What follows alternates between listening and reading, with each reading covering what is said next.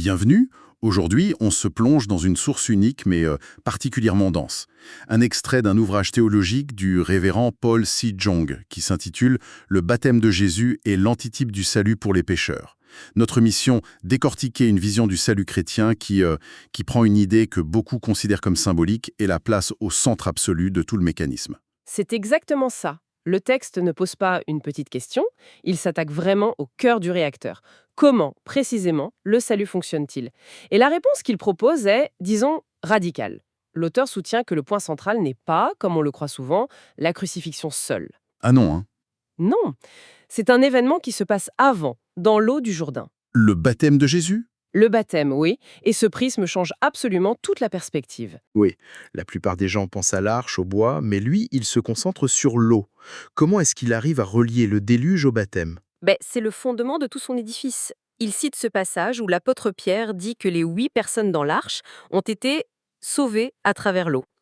Pour l'auteur, cette eau du déluge est ce que la théologie appelle une figure, un type. C'est un symbole, quoi. Un symbole qui préfigure une réalité plus grande? Voilà. Et cette réalité, l'antitype, c'est le baptême de Jésus. Attendez, juste pour être clair, l'antitype, c'est un peu comme l'objet réel dont la figure n'était que l'ombre projetée. C'est une excellente image, c'est tout à fait ça.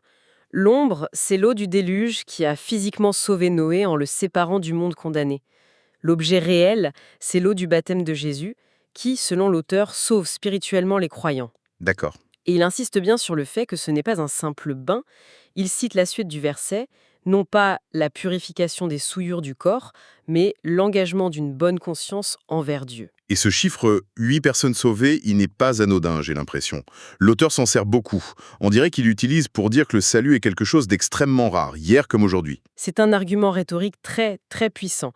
Il affirme que les gens du temps de Noé ont péri non pas parce qu'ils étaient de grands pécheurs, mais spécifiquement parce qu'ils ne croyaient pas à l'eau.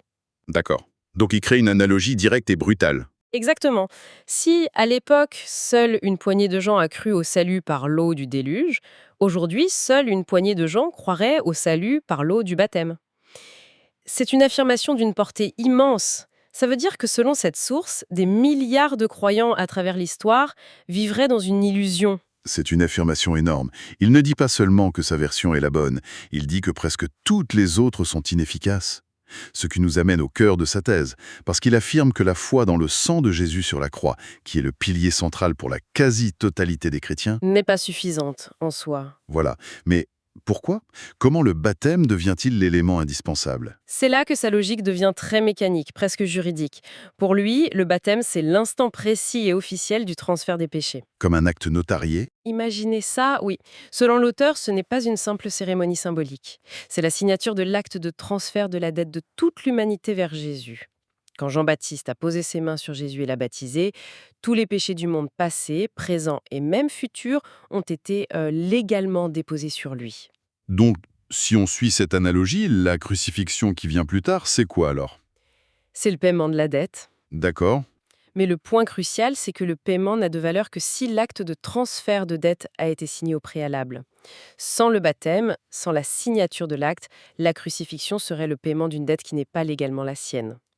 Dans ce système, la croix perd son sens si elle est isolée du baptême. Mais attendez, ça heurte de front 2000 ans de tradition chrétienne qui place la crucifixion au centre absolu de tout. Comment l'auteur arrive-t-il à reléguer l'événement le plus iconique du christianisme au rang de simple paiement? Quelle est sa justification?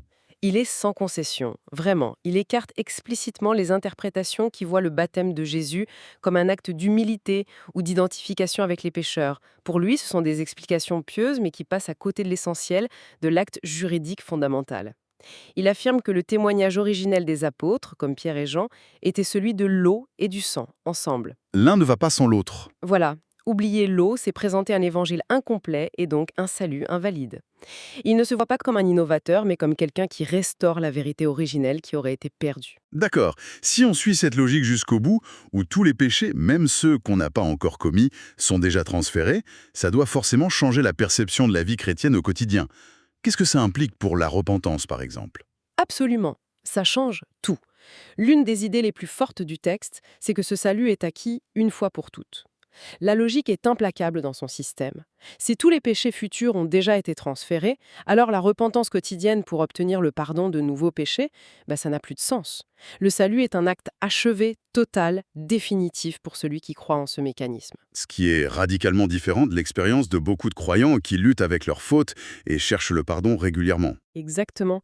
Et l'auteur voit cette lutte comme une preuve d'incompréhension.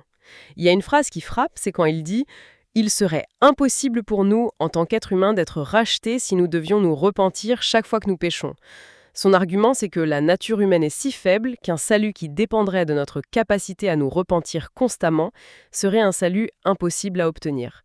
Le système doit être parfait et extérieur à nous. Ce qui nous ramène à cette idée de bonne conscience mentionnée dans le verset de Pierre. Comment peut-on avoir une conscience parfaitement bonne si on sait qu'on continue de faire des erreurs, de pécher? C'est une distinction cruciale qu'il fait entre la chair et le cœur, ou la conscience. Il rappelle que le verset dit « non pas l'élimination des souillures de la chair ». Il reconnaît donc que le croyant, dans son corps, dans ses actions, continue de faillir. Mais sa conscience, elle, peut et doit être pure. Et pourquoi? Parce qu'elle ne se base plus sur le comportement du jour, mais sur la certitude que la dette a été transférée et payée, une fois pour toutes. La conscience devient donc une sorte de baromètre de la foi? C'est exactement ça. Une conscience troublée, un sentiment de culpabilité devant Dieu, ce n'est pas vu comme le signe d'une saine humilité. C'est le symptôme d'une foi incorrecte ou incomplète. C'est le signal d'alarme qui dit « Tu n'as pas vraiment compris et accepté le mécanisme du transfert par le baptême ». Avoir une conscience pure, c'est la preuve ultime qu'on a saisi le vrai évangile. J'imagine qu'une doctrine aussi abstraite, aussi précise, peut être difficile à saisir. Et c'est intéressant de voir que l'auteur ne s'en tient pas à la théorie. Il nous plonge dans une scène presque théâtrale, avec un couple au bord de la crise de foi. Il appelle ça une expérience clinique. C'est un choix narratif assez puissant. Racontez-nous. Oui, c'est un outil pour rendre tout ça très concret. L'histoire met en scène un couple. Au début, le mari entend un verset très connu, Romains 8.1. Il n'y a donc maintenant aucune condamnation pour ceux qui sont en Jésus-Christ. Galvanisé, il rentre chez lui et déclare à sa femme « Je suis sans péché ». Mais sa foi est générale, elle est basée sur le verset seul, sans la connaissance du mécanisme du baptême. On sent le drame psychologique qui se prépare. Il veut y croire, il a la formule, mais quelque chose cloche à l'intérieur. C'est presque un thriller spirituel. C'est ça. Sa femme est sceptique et un conflit éclate. Le mari a l'affirmation, mais pas le fondement pour la justifier, et au fond, sa conscience n'est pas vraiment en paix. Il doute. Et c'est là que tout bascule. C'est là que la situation s'inverse complètement. La femme, troublée, va voir le pasteur, et le pasteur lui révèle ce que le texte appelle la clé. Attendez une seconde. La clé, c'est l'évangile de l'eau et de l'esprit? Est-ce qu'une expression courante ou est-ce spécifique à cette doctrine? Qu'est-ce que l'esprit représente ici, à côté de l'eau qui symbolise le baptême? C'est un terme central pour l'auteur. L'eau, c'est le baptême de Jésus qui transfère les péchés. L'esprit, c'est la divinité de Jésus, la puissance du Saint-Esprit qui rend cet acte possible et efficace. Pour lui, prêcher uniquement la croix, le sang, sans l'eau du baptême, c'est présenter un évangile incomplet et donc inefficace. C'est cette clé que la femme reçoit. Elle comprend le mécanisme et elle est, selon le texte, véritablement sauvée à ce moment-là. Sa conscience est apaisée. Et le mari, dans tout ça?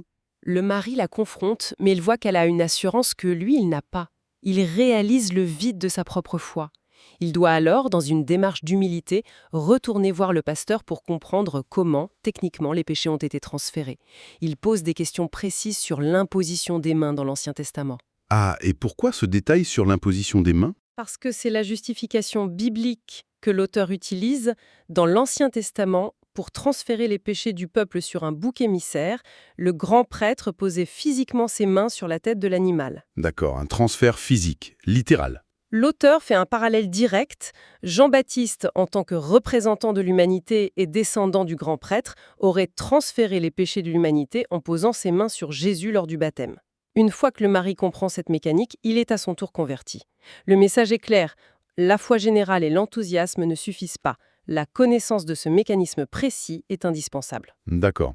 Et si on devait rassembler les fils, si on devait distiller les points essentiels, les piliers de cette perspective, quels seraient-ils? On peut en identifier 4, je pense, qui s'emboîtent bien. Le premier, c'est une redéfinition de l'Évangile. Pour cette source, l'évangile authentique n'est pas seulement celui du sang de la croix, c'est l'évangile de l'eau et de l'esprit. Le baptême et le sang sont indissociables. Donc ce n'est pas une simple nuance théologique, c'est une correction de ce qui est présenté comme une erreur fondamentale et généralisée. Exactement. Ce qui mène logiquement au deuxième point, un salut profondément exclusif.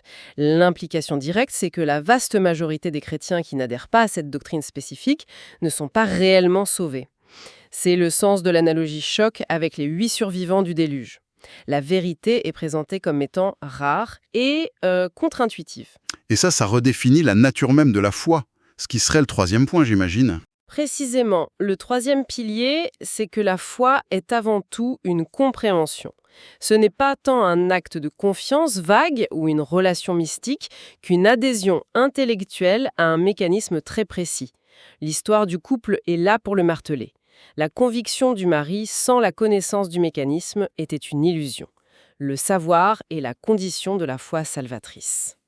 Et pour finir, le quatrième point qui boucle la boucle, c'est le rôle de la conscience. Oui, la conscience comme baromètre ultime. La preuve finale du salut ne réside pas dans le comportement moral, qui est reconnu comme faillible, mais dans l'état intérieur de la conscience. Seule la croyance en ce transfert total et définitif des péchés lors du baptême peut, selon cette source, procurer une conscience parfaitement et durablement pure devant Dieu. Si elle est troublée, c'est que la foi est défectueuse. Nous avons donc exploré une argumentation théologique très structurée, presque mécanique, qui insiste sur le baptême de Jésus comme étant l'acte fondateur et indispensable du salut. Et ce qui est frappant, c'est que la source ne le présente jamais comme une interprétation parmi d'autres, mais bien comme la vérité centrale, unique et oubliée du christianisme. Ce qui soulève une question de fond assez fascinante sur laquelle on peut rester. En faisant dépendre un événement spirituel aussi immense que le salut de la compréhension d'un mécanisme historique et juridique très précis, comment est-ce que ça transforme la nature même de la foi ? Est-ce que la foi devient alors l'adhésion à la bonne formule, la possession de la bonne information, ou reste-t-elle quelque chose de plus large, de l'ordre de la confiance et de la relation ? C'est une piste de réflexion que ce texte nous pousse à explorer.